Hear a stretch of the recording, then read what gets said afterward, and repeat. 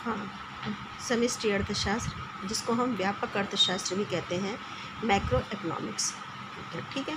इसमें जो है ये क्या होता है कि मैक्रो इकोनॉमिक्स जो है ये मैक्रो शब्द जो है वो ग्रीक भाषा के मैक्रोस नामक शब्द से लिया गया है, जिसका अर्थ ही होता है विशाल और व्यापक, ठीक है। इसके अंतर्गत माइक्रो समष्टि अर्थशास्त्र का मतलब ही होता है व्यापक, व्यापक, संपूर्ण, समष्टि, इस तरह से कई सारे शब्दों इसके लिए पर्याय होते हैं।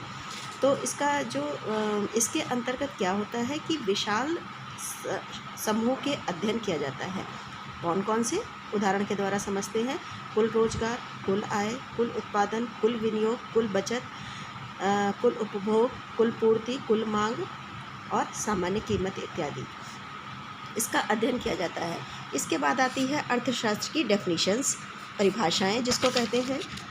तो इसमें जो परिभाषाएं हैं, जैसे एक देखो सुल्ज की, व्यापक अर्थशास्त्र का मुख्य यंत्र राष्ट्रीय आय विश्लेषण है।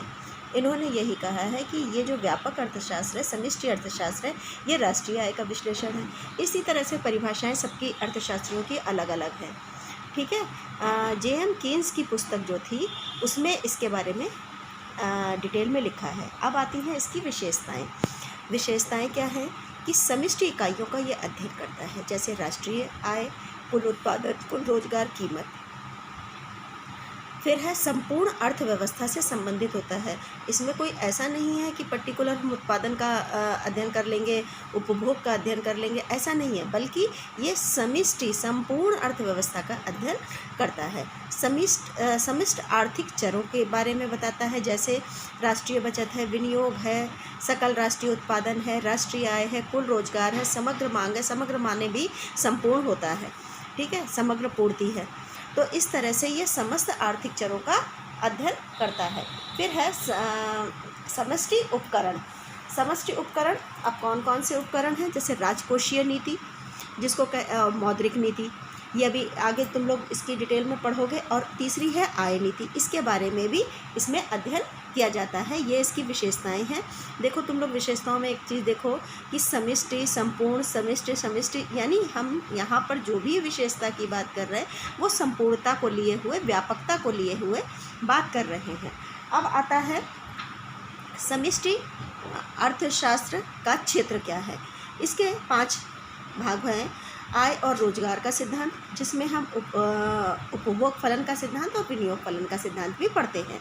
फिर है सामान्य कीमत स्तर और मुद्रास्फीति का सिद्धांत, व्यापार चक्र का सिद्धांत अथवा आर्थिक उच्चावचनों की व्याख्या। उच्चावचन मतलब होता है फ्लैक्चुएशन। फिर है आर्थिक विकास का सिद्धांत, और अगला है 5वां वितरण का व्यापक विश्लेषण सिद्धांत, जिसमें हम मजदूरी लाभ का सापेक्ष भागों का निर्धारण पढ़ते हैं।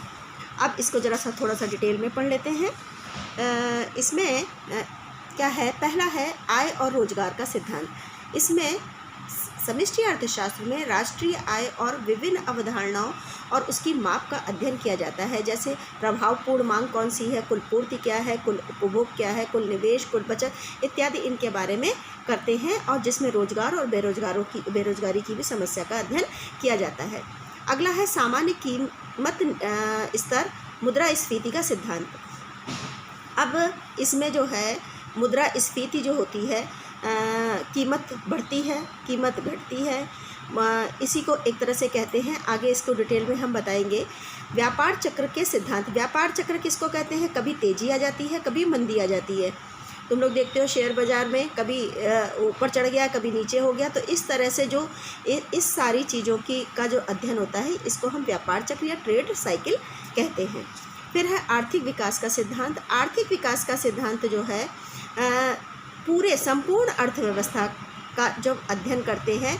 इसमें कोई पर्टिकुलर हम उत्पादन और उसका नहीं है, ये तीनों अल्प विकसित, विकसित, विकासशील, मतलब सारी सब कुछ सबके बारे में अध्ययन जो किया जाता है उसको हम आर्थिक विकास का अध्ययन कहते हैं। फिर है वितरण का समष्टि सिद्धांत। वितरण का समष्टि सिद्धांत, इसमें इस सिद्धांत से ज्ञात होता है राष्ट्रीय आय में, जो हमारी राष्ट्रीय आय है, उत्पादन के विभिन्न साधनों का हिस्सा किस प्रकार और कितना निर्धारित होता है। जो उत्पादन के हमारे साधन होते हैं, ये तुमने व्यष्टि अर्थशास्त्र में पढ़ा है कि उत्पादन के भूमि, श्रम, पूंजी और ये भूमि, श्रम, पूंजी, उद्यम, ये तुम लोगों ने उत्पादन के साधन पढ़े हैं। तो राष्ट्रीय आय में भी वो हमारे एक उत्पादक कर्ता जो है उसकी आय का होता है। तो यहाँ राष्ट्रीय आय में उत्पादन के साधनों का हिस्सा कितना कितना निर्धारित होता है, यानी मजदूरों को कितना भाग प्राप्त होता है और उद्यमी और जो भूमिपति हैं उनको कितना भाग प्राप्त होगा। ठीक है, अब आता है राष्ट्रीय समष्टि अर्थशास्त्र का महत्व क्या है। तो महत्व जो है वो इसका बहुत ज़्यादा है। हमारा जो पूरे विश्व में या हमारी पूरी इंडिया में, भारत में जो है, हम अर्थशास्त्र का जो अध्ययन करते हैं वो समष्टि यानी व्यापक अर्थशास्त्र के अंतर्गत ही करते हैं। इससे क्या होता है, पहला है सरकारी आर्थिक नीतियों का निर्माण। सरकारी जो आर्थिक नीतियां हैं, राज्य के उद्देश्य पूरे समाज के लिए अधिकतम कल्याण प्राप्त करना होता है। हमारे कोई भी राज्य का उद्देश्य क्या होता है, अधिकतम कल्याण की प्राप्ति। किसी भी देश का, किसी भी राज्य का उद्देश्य अधिकतम कल्याण की प्राप्ति। इसमें आर्थिक समूह होते हैं कुल उत्पादन, कुल उपभोग, कुल विनियोग, सामान्य कीमत, कुल व्यापार मात्रा इत्यादि के बारे में से हमें पता चलता है, इसलिए इसका महत्व बहुत है। आर्थिक विकास जो पिछड़े हुए देश होते हैं उनका आर्थिक विकास अब मुख्य रूप से सरकार पर होता है।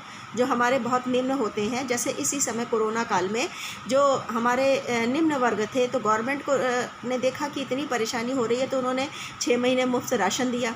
तो इस तरह से जो पिछड़े हुए जो देश होते हैं या फिर जो पिछड़े हुए हमारे तबके के लोग होते हैं, उनका दायित्व किस पर होता है, सरकार पर होता है। तो आधुनिक सरकार आर्थिक विकास की दृष्टि से मुख्य भूमिका अदा करता है। पूंजी निर्माण आर्थिक विकास की पूंजी है। अगर हम पूंजी का निर्माण नहीं करेंगे तो हमारा आर्थिक विकास हो पाएगा, कतई नहीं हो पाएगा। पूंजी निर्माण में वृद्धि करना, इस तरह की भी बात हम इसमें पढ़ते हैं। अर्थव्यवस्था का समूचा अध्ययन। अर्थव्यवस्था का समूचा अध्ययन यानी अर्थव्यवस्था जितनी भी हमारी है इसका संपूर्ण अध्ययन, व्यापक पूरा अध्ययन हम इसमें पढ़ते हैं। जैसे अर्थव्यवस्था की प्रकृति क्या है, जनसंख्या कैसी है, कुल रोजगार का स्तर क्या है, राष्ट्रीय आय, कुल आय, उत्पादन कैसे हो रहा है, यानी एक तरह से समूचा अध्ययन, पूरा अध्ययन हम इसमें करते हैं।